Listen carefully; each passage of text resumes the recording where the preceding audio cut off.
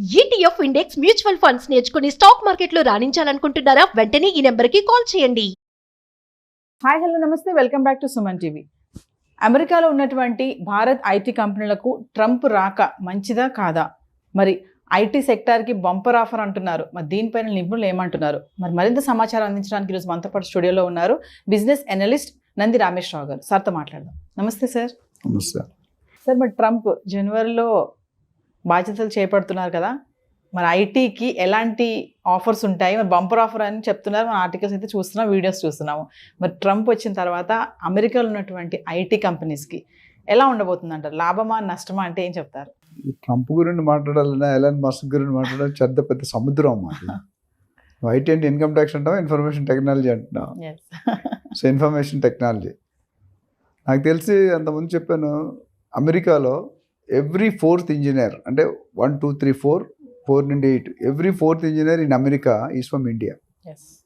Every 4th engineer from India is from south.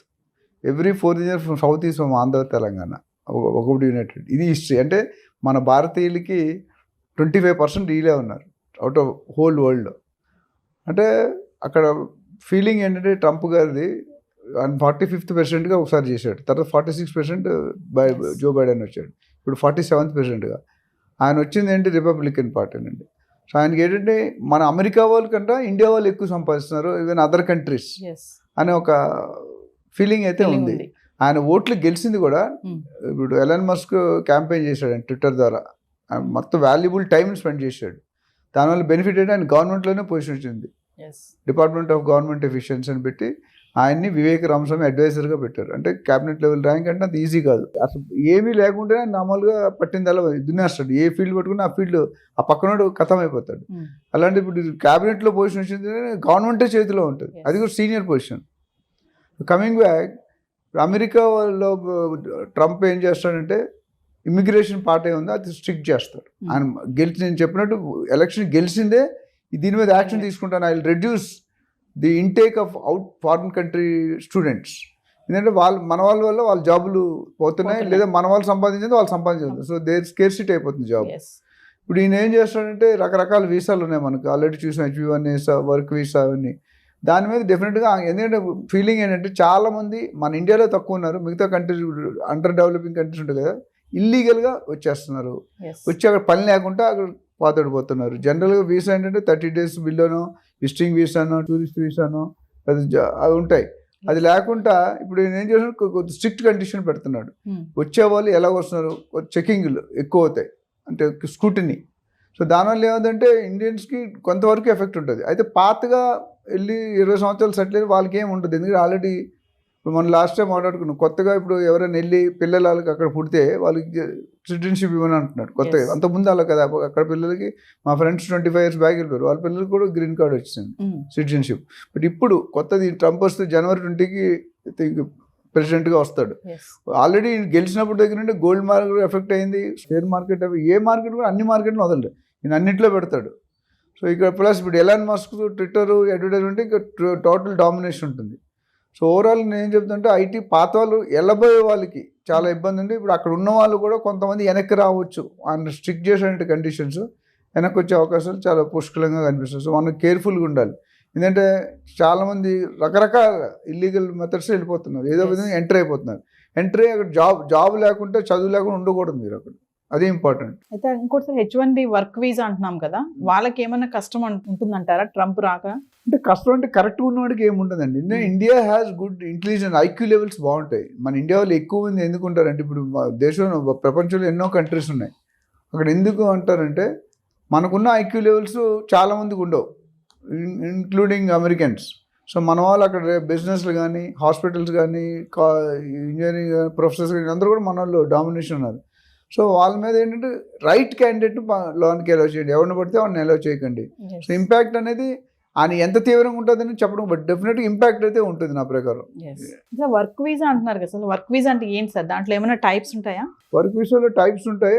Main work visa ఏంటంటే మనం జనరల్గా ఏమవుతుందంటే మనం చదువుకున్న తర్వాత నార్మల్గా చూసుకుంటే వెళ్ళగానే జాబ్ రాదు, తర్వాత ఇంటర్న్షిప్ చేయాలి, ప్రాక్టీస్ చేయాలి, దాని తర్వాత జాబ్ వస్తుంది. గంటకి $40 లెక్క ఇస్తారు. కానీ మన వాళ్ళకి ఇండియాలో ఇండియా కానీ బయట కానీ $10 కొరకు యాక్సెప్ట్ చేస్తారు. ఇప్పుడు అది కూడా మారుస్తాను అంటున్నాడు. సో ఓవరాల్గా మన చదువు అయిపోగానే అక్కడ వెళ్ళగానే జాబ్ వస్తుంది, వర్క్ వీసా అంటే వర్క్ ఉంటే మీకు ప్రాబ్లం ఉండదు. అంతకుముందు అలా ఉండేది కదా. ఇప్పుడు అంటే వర్క్ వీసా లేనప్పుడు డిఫరెంట్, లేకపోతే మీరు వెళ్ళడానికి వీల్లేదు. సో అది main problem. So visa with work, already మీకు అపాయింట్మెంట్ లెటర్ ఉంది కంపెనీ, అక్కడ వెళ్ళి చాలా మంది ఏం చేస్తుంటే ఈ టూరిస్ట్ వీసా ఇట్లా వెళ్ళి అక్కడ ఉండి ఎత్తుక్కుంటారు జాబ్స్. అక్కడ కాకుండా ఆల్రెడీ జాబ్ ఉంటేనే వెళ్తాడు, ఈజీ అన్నిటికంటే. సార్ ఇంకోటి వర్క్ వీసాలో రకాలు ఉన్నాయి కదా సార్, షార్ట్ స్టే అని ఒకటి, దీర్ఘకాలిక అని ఒకటి, EU బ్లూ కార్డ్ వీసా అనేసి, కొంచెం ఒకసారి వివరిస్తారు. అంటే ఇది ఏంటంటే షార్ట్ వీసా అంటే చాలా మంది సెమినార్స్ కానీ వర్క్ షాప్స్ కానీ సింపుల్గా 2 days 3 days బిలో 10-15 days లేదా బిలో 1 month వాళ్ళకి షార్ట్ టర్మ్ అంటే షార్ట్ స్టేయింగ్. విజిటింగ్ వీసాకి అయితే 6 నెలలు అంత టైం ఉంటుంది. దీనికి షార్ట్ అంటే వెరీ రిస్ట్రిక్టెడ్ టైం. దీర్ఘకాలిక లాంగ్ టర్మ్ అంటే at least up to 1 year 90 days. అంటే కొన్ని కంట్రీకి కొన్ని రూల్స్ ఉంటాయి, ప్రతి కంట్రీకి. ఆ 1 year లోపు వెళ్తే మీకు లాంగ్ టర్మ్ వీసా.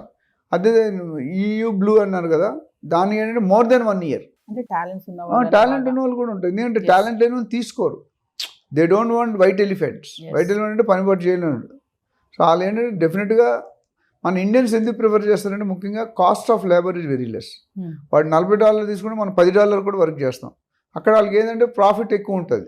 అందుకని ఇండియన్స్ బ్యాక్ అండ్ సర్వీస్ అని ఇండియాలో పెడతారు. వాళ్ళ దగ్గర పెట్టుకోరు. వాళ్ళ దగ్గర $40 మనకు $5 ఇచ్చే మనం చేస్తాం. జనరల్గా $10. అది సీనియారిటీ బట్టి 10 నుండి 20, 22, 30. యాక్చువల్లీ ఇప్పుడు లేటెస్ట్ ట్రంప్ ఏమంటున్నారంటే అది కూడా $10 నుండి కూడా అలౌ చేయని అంటున్నాడు. మనం ఏంటి ఖాళీ ఉంటే డబ్బులు రావు కదా. సో ఆ $10 వస్తున్నాను కూడా స్క్రూటినీ చేయమండి. ఇప్పుడైతే యాక్సెప్ట్ చేస్తున్నారు ఇండియన్స్ కానీ అదర్ కంట్రీస్ కానీ. కానీ ఫ్యూచర్లో ఈయన ప్రెసిడెంట్ అయ్యాక దాని మీద కూడా ఒక కొరడా చేసే పరిస్థితి కనిపిస్తుంది. ఎందుకంటే మినిమం $25 ఉండాలి, $30 per hour నువ్వు సంపాదిస్తేనే ఇక్కడ ఉండు, లేకపోతే యూ లీవ్ ది కంట్రీ. ఇంకొకటి H1B అప్లికేషన్, వీసా అప్లికేషన్ పైన కూడా కఠిన పరిశీలన జరుగుతుందని చెప్పేసి వింటున్నాం మనము. అది ఎలా ఉంటుంది? ఈ ఇమిగ్రేషన్ అనేది ఇమిగ్రేషన్ మనం మాట్లాడుకున్న సబ్జెక్టులు అన్నీ కూడా అన్నిటి మీద ఇంపాక్ట్ ఉంటుంది. ఎంత ఇంపాక్ట్ ఉంటుంది చెప్పలేం, బట్ డెఫినెట్గా impact is going to be there because it's totally against more people coming in and occupying Americans jobs. మనం వెళ్ళామంటే వాటి మనం తక్కువ రేటుకి ఎక్కువ పని ఇస్తాం, వాళ్ళు ఎక్కువ రేటుకి తక్కువ పని చేస్తారు. సో డెఫినెట్గా అప్లికేషన్ స్క్రూటినీలో టైట్ చేస్తాడు. ఇంతకుముందు అంత లిబరలైజేషన్ ఉండదు. అడుగుతాడు, మీరు ఎప్పుడైనా వీసాకి వెళ్తే 3-4 క్వశ్చన్లు అడుగుతాను. నువ్వు ఎందుకు వెళ్తున్నావు, ఎక్కడికి వెళ్తున్నావు, ఎన్ని రోజులకి వెళ్తున్నావు, నువ్వు బ్యాలెన్స్ చూపాలి, ఇక్కడ ఇన్ని లక్షలు ఇన్ని కోట్లు అని చూపిస్తేనే మీకు అలౌ చేయాలి, లేకపోతే అలౌ చేయడు. నేను ఒకసారి ఢిల్లీలో ఉన్నాడు కంపెనీ, జర్మనీకి వెళ్దామని వీసా పెట్టాం. మా బాస్ అప్పుడు 100 సార్లు వెళ్ళొచ్చాడు జర్మనీ. నేను ఫస్ట్ టైం ఇద్దరికి వేసాడు, ఆయనకి రాలేదు, నాకు వచ్చింది. అంటే వాడు ఎక్కడ డౌట్ ఉన్నా మీరు చెప్పే ఆన్సర్ విధానం బట్టి పట్టేస్తాడు చెక్కింగ్లో. ఓవరాల్గా నేను చెప్పాలంటే ట్రంప్ వల్ల మనకి కొద్దిగా డ్యామేజ్ జరిగే అవకాశమే ఎక్కువ కనిపిస్తుంది. రిలేషన్స్ ఉంటాయి మామూలు పైపైన నడిచేది, ఇంటర్నల్గా he wants America to be stronger then any other country. So ఓవరాల్గా వీసా మీద కానీ H1 కానీ లేకపోతే స్టూడెంట్ వీసా కానీ ఇవన్నీ కూడా చాలా క్రిటికల్. సో ఫైనల్గా స్టూడెంట్స్ అయితే అనుకుంటున్నారు ఐటీకి మాత్రం ఎటువంటి డోకా లేదు, మాకు ఇది ఒక బంపర్ ఆఫర్. ఇమిగ్రేషన్ విషయంలో కానీ వీసాల విషయంలో స్ట్రిక్ట్ చేసినా ఐటీ సెక్టర్ పరంగా మాత్రం ఎటువంటి ప్రాబ్లమ్స్ ఉండవని స్టూడెంట్స్ అనుకుంటున్నారు. దీన్ని ఎలా చూడొచ్చు అంటారు ఫైనల్గా? అంటే మిక్స్డ్ ఒపీనియన్ అండి. కొంతమంది వరకు పర్లేదు, పాత వాళ్ళని అంత టైట్ చేయలేడు, ఎందుకంటే already they've settled and card ఇచ్చేసాడు. బట్ కొత్తగా వెళ్ళే వాళ్ళకి కొద్దిగా టికెట్ లేని ప్రయాణం ఎక్కట్లాగా డెఫినెట్గా there will be some problem. అంటే కొద్ది స్ట్రిక్ట్నెస్ వల్ల కొంతమంది స్కూటీని ఎక్కువైతే కొంతమంది వెళ్ళిపోవచ్చు బయటికి. ఉన్న వాళ్ళని పంపిస్తూ లేటెస్ట్గా 1-2-3 years ఉన్న ఇబ్బందే, ఆల్రెడీ 10-20 years ఉన్న వాళ్ళకి ఇబ్బంది ఏమి లేదు. బట్ కొత్తగా వెళ్ళే వాళ్ళు మాత్రం ఆంక్షలు చాలా కఠినంగా ఉంటాయి, దాన్ని ఫాలో చేస్తారు. ఫాలో చేసినట్టు అంత సెట్ అయితే చాలామంది ఏం చేస్తారంటే ఇల్లీగల్గా రకరకాల వేస్ ఉన్నాయి, ఎలాగోలా దూరేద్దామని వెళ్తారు. ఆ దూరం వెళ్ళినప్పుడు ఇబ్బంది అవుతుంది అనమాట. సో అలాంటివి కఠినంగా స్క్రూటినీ చేసి ఎలిజిబుల్ అయితేనే పంపిస్తారు. Thank you sir. Thank you.